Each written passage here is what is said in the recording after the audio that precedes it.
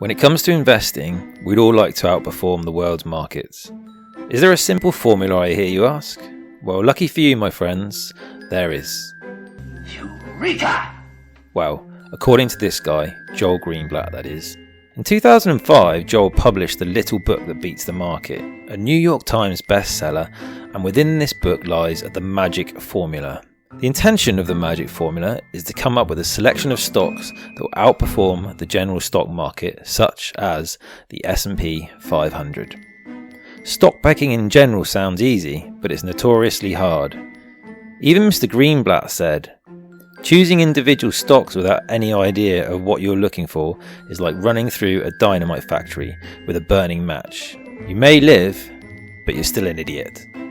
What is this magic formula, I hear you cry? Well, bear with me a second.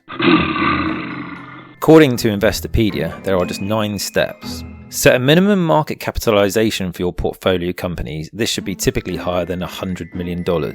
Ensure you exclude any financial or utility stocks when you choose your companies. Exclude ADRs.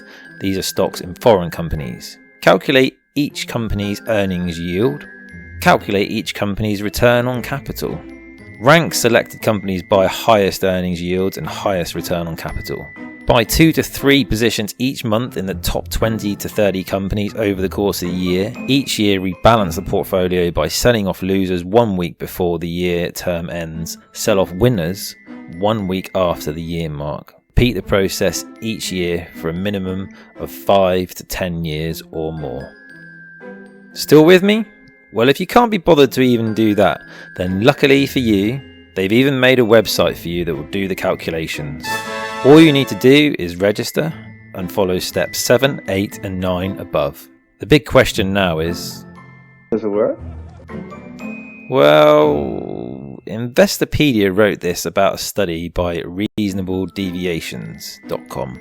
The magic formula can no longer boast returns of a 30% compound annual growth rate, but some studies nonetheless show favourable results. A backtest of market performance between 2003 and 2015 found that the magic formula strategy had annualised returns of 11.4% compared with 8.7% from the S&P 500.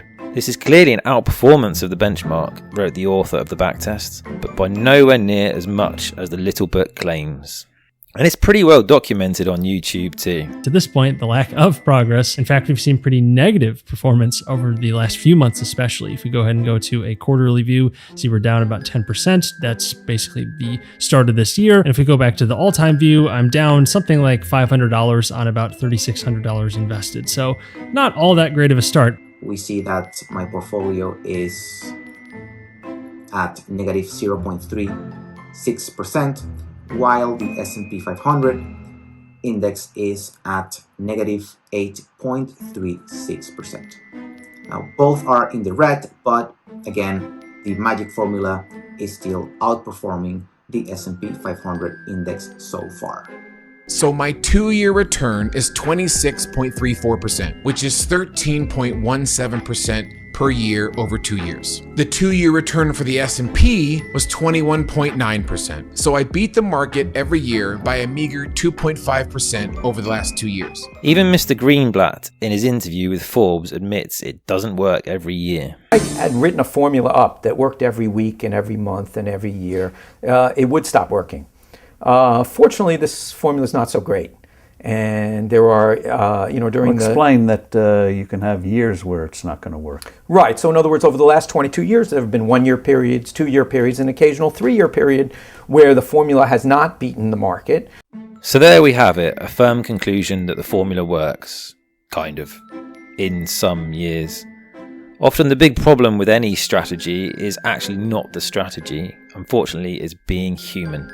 Basic emotions. Will you remember, and do you have the time to make changes every month, or even continue the strategy after 2 bad years? Would you have the strength to buy a stock whose price is falling sharply when the media is panicking like it's the end of the world? Or to sell a stock that appears to be shooting to the moon? I'm not sure it's for me, but good luck to all those who try it. Don't forget to like and subscribe.